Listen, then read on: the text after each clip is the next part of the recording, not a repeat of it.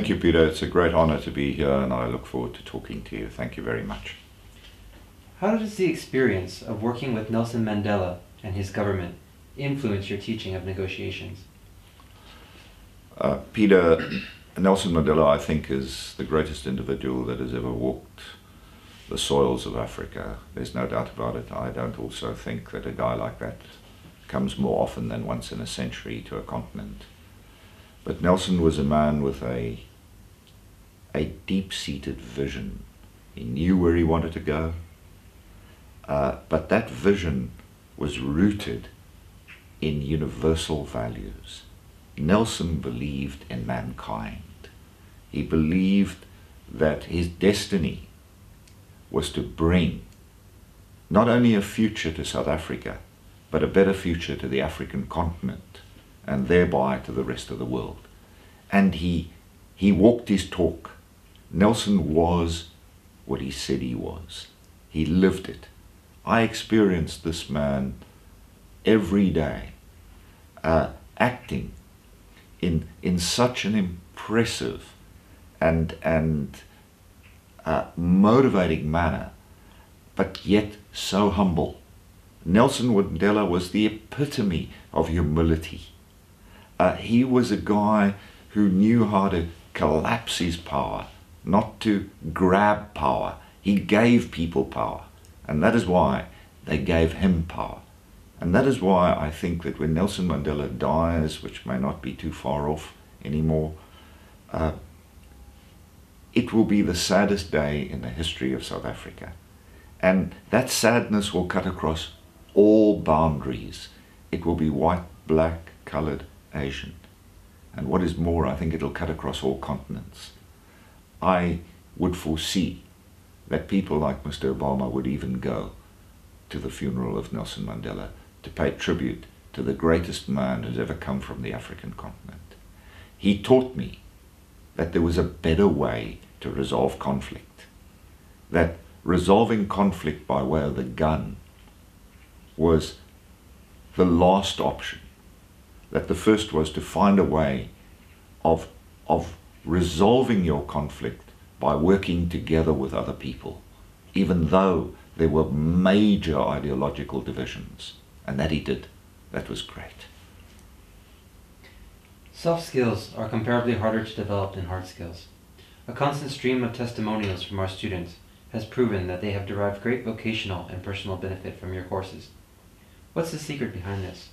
How does your teaching methodology help students build up these important soft skills? Peter, I honestly believe that I had an advantage by virtue of the fact that I had specialized in psychology, that I had practiced psychology. And as a psychologist, you really learn to understand the deeper inner feelings and motivations of people. So when I got into teaching negotiation,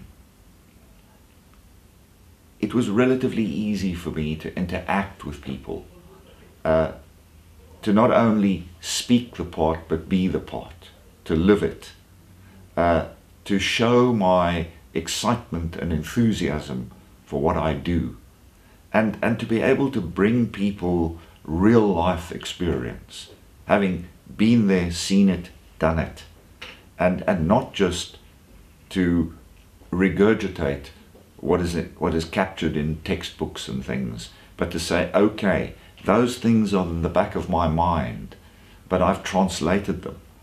And to understand that negotiation happens between people. It's a very sophisticated form of interaction between people. And if that interaction is inspired by a philosophy of when we work together, we create value. When we work against each other, we destroy value. I believe it. I live it. I see it. I'm motivated by the philosophy of, if I believe it, I'll see it. Not if I see it, then I'll only believe it. And I try to display that in the manner in which I interact with people. And I'm so thankful that it has worked very often Our academic dean says, you know, these procedures apply to everybody but not to David because he will do it in his own way in any case. I can't live another person's life. I live my own life, and I live it as well as I can. And I live it with absolute appreciation for who is around me. I'm a man of Africa. I believe in the philosophy of Ubuntu. And Ubuntu says, I'm a person because of other persons. I believe it. I live it every day. I'm thankful if it has an impact, especially in a country that I love very much. Has studying negotiation trained you to see the good in everything? Or are you a great negotiator because you've always had a rosy worldview? Peter, I think I've been very, very fortunate that I grew up with an Italian mother, and Italians are very expressive people. They wear their heart on their sleeve, and my mother was no alternative to that rule. But she always taught us that life is good, that if you do good, it comes back to you. She taught us reciprocity. She didn't call it that.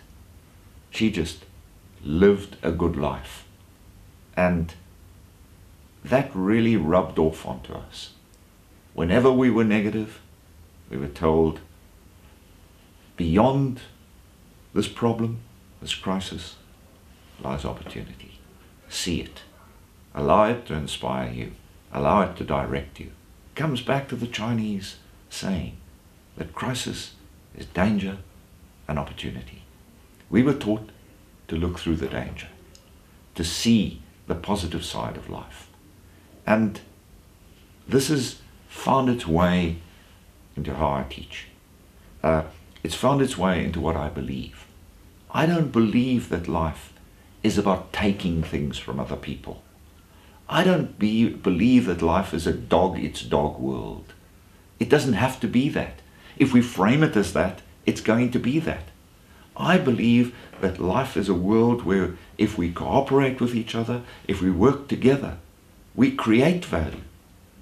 We bring happiness and prosperity. We create a better world. And that is what Nelson Mandela did, and that is what I would like to emulate.